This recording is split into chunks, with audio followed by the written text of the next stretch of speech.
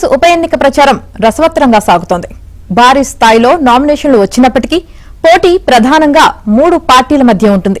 Sitting సీట్ను కాపాడుకునేందుకు BRS ప్రయత్నిస్తున్న తరుణంలోనే దాన్ని లాగేసుకునేందుకు కాంగ్రెస్ పావులు కదుపుతోంది. ఇంతకీ జూబ్లీహిల్స్ లో ఏం జరుగుతోంది? ఏబిఎన్ స్పాట్లైట్ లో చూద్దాం.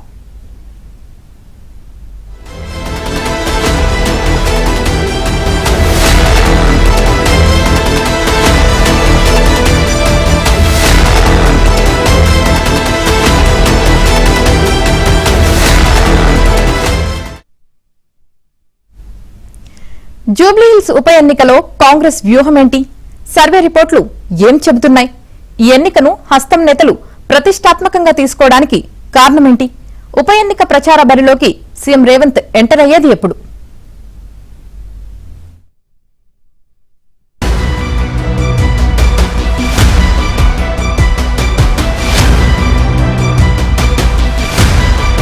జూబ్లీహిల్స్ ఉప ఎన్నికలో నామినేషన్ల పర్వం ముగిసింది. కాంగ్రెస్ పార్టీ తరపున అభ్యర్థిగా నవీన్ యాదవ్ నామినేషన్ వేశారు. ఇక అన్ని పార్టీలు తమ ప్రచారాలతో హోరెత్తించాలని కసరత్తు చేస్తున్నాయి. అధికార కాంగ్రెస్ పార్టీ ఈ ఎన్నికల్లో గెలవాలని వ్యూహాన్ని రచిస్తోంది. గతేడాది జరిగిన కంటోన్మెంట్ ఉప ఎన్నికల్లో బీఆర్ఎస్ సిట్టింగ్ స్థానాన్ని కైవసం చేసుకున్న కాంగ్రెస్ ఈ ఉప ఎన్నికల్లో సైతం తమ హవాను కొనసాగించాలని ప్రయత్నిస్తోంది. కాంగ్రెస్ అభ్యర్థి నవీన్ యాదవ్ పైన, ఆయన కుటుంబం పైన బీఆర్ఎస్ విమర్శలు చేస్తుండగా, గులాబీ పార్టీ అభ్యర్థి సునీత ఎన్నికల్లో గెలవడానికి దొంగేడుపులేడుస్తున్నారని కాంగ్రెస్ నేతలు విమర్శించడంతో హీట్ పెరిగింది. నవీన్ యాదవ్ నామినేషన్ ర్యాలీ చూసిన బీఆర్ఎస్ నేతలు భయపడుతున్నారని, బీజేపీ బీఆర్ఎస్ డిపాజిట్ల కోసం తంటాలు పడాలని కాంగ్రెస్ నేతలు ఎద్దేవా చేస్తున్నారు.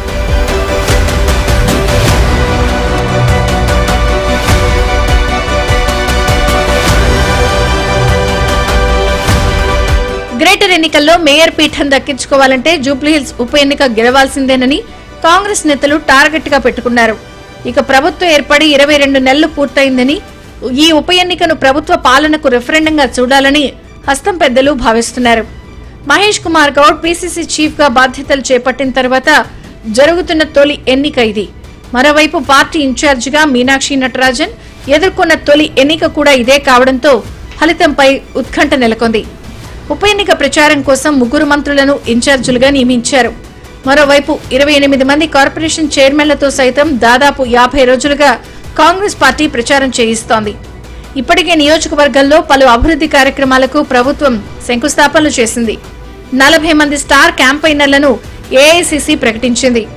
ఇక ప్రభుత్వం తరపున ఇంటెలిజెన్స్ రిపోర్టులు, పార్టీ తరపున చేయిస్తున్న సర్వే రిపోర్టులు తమకు అనుకూలంగా ఉన్నాయని హస్తం నేతలు చెబుతున్నారు.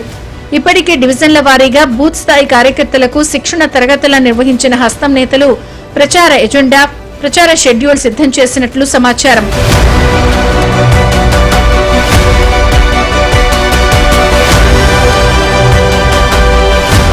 ఇంతకాలం చేసిన అభివృద్ధి, సంక్షేమ కార్యక్రమాలను ప్రజలకు వివరించాలని కాంగ్రెస్ నేతలు భావిస్తున్నారు. అభివృద్ధికి ప్రజలు పట్టం కడతారని కాంగ్రెస్ నేతలు ధీమాగా ఉన్నారు. పోలింగ్ 3 రోజుల ముందు సీఎం రేవంత్ జూబ్లీహిల్స్ ఎన్నికల ప్రచారంలో పాల్గొంటారని సమాచారం. 3 రోజుల్లో పలు రోడ్ షోలు, ఒక బహిరంగ సభలో పాల్గొనున్న సీఎం రేవంత్ ఈసారి గ్రేటర్ పై తమ ప్రభుత్వ విజన్ ను ప్రజలకు వివరించనున్నారు.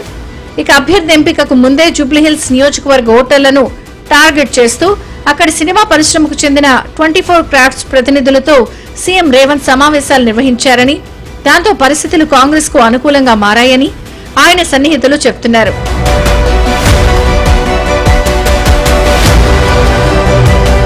Jubilee Hills counting November 14 నుంటుంది. ఆ రోజు తొలి ప్రధాని నెహ్రూ జయంతి. జూబ్లీహిల్స్ ఉప ఎన్నికల్లో గెలిచి నెహ్రూకు ఘన నివాళులర్పిస్తామని హస్తం నేతలు ధీమాగా ఉన్నారు.